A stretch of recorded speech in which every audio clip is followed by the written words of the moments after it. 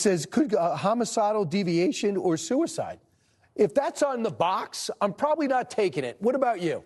The shooter, Robert Westman, changed his name to Robin, was a deeply mentally ill individual. He had gender dysphoria. May not be the sole reason for opening fire on a church. We're not saying it did, but it certainly played a role. Shouldn't we find out what types of hormones or drugs he was on? And to downplay it or ignore it entirely, to me, it's kind of dangerous when the facts are staring you right in the face, and we're still trying to put the puzzle together. Now, Pamela Garfield-Jaeger is the author of A Practical Response to Gender Distress and joins us now. So do you think that we should not be bringing up the trans element to this shooter? Oh, I certainly think we should be bringing that up.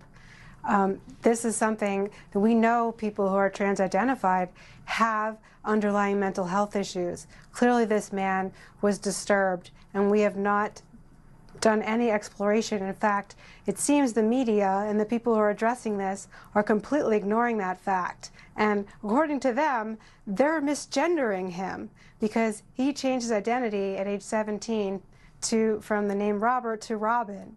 So I think that the public should know that they have been told that this is a care that's supposed to save lives, yet this is a man that has killed himself and shot at dozens of children under the care of gender affirming.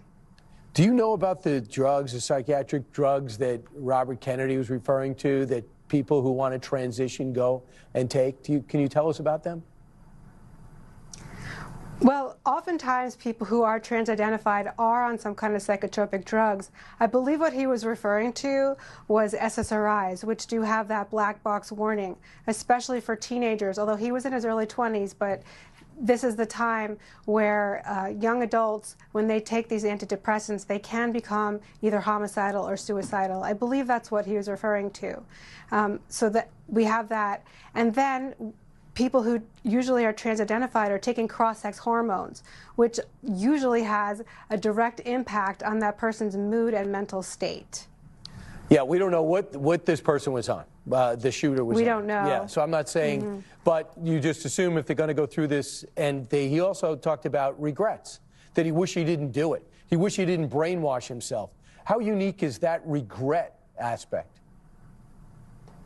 Well, the people who believe in the transgender people, the trans activists, they'll say that that's very rare, that that's only 1%. However, we're hearing every single day from new people that express regret. We call them detransitioners.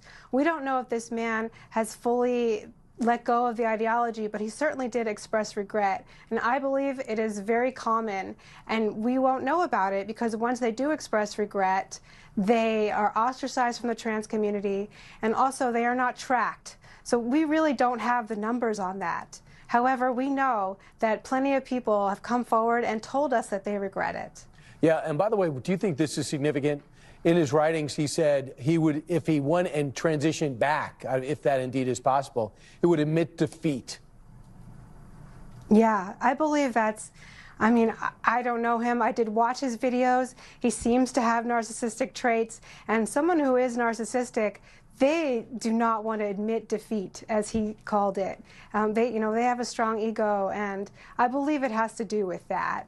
But it really